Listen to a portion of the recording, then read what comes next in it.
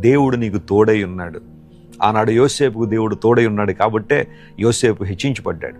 దానియేలుకు దేవుడు తోడై ఉన్నాడు. దావీదుకు దేవుడు తోడై ఉన్నాడు. అనేక మంది భక్తులకు దేవుడు తోడై ఉన్నాడు కాబట్టే వారు సామాన్యమైన వ్యక్తులైనప్పటికీ అసామాన్యమైన కార్యాలు, అసాధారణ కార్యాలు చేయడానికి దేవుడు వారికి శక్తినిచ్చాడు. పరిశుద్ధాత్మ మీ మీదకి వచ్చినప్పుడు మీరు శక్తి పొందుతారు కాబట్టి మీరు నాకు సాక్షులై ఉంటారని యేసు ప్రభు చెప్పారు.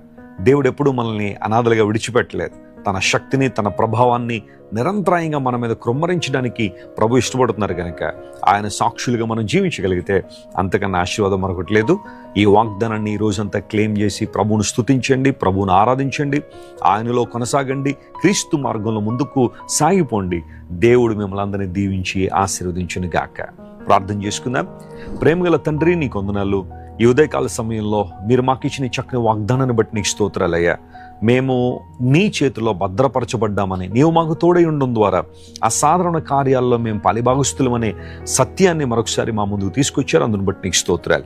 ఈరోజు మా ప్రియులు ఎంతమంది అయితే నీ రక్తం చేత కడగబడిన నీ ప్రజలు ఈ వాగ్దాన సందేశం ద్వారా స్ఫూర్తి పొందుతున్నారో వారందరినీ బలపరచండి, నీ మహిమ కొరకు వాడుకోనండి. ఫిలిప్పీ 4:19 ప్రకారం ప్రతి అవసరాన్ని మీరు తీర్చండి ప్రభువా.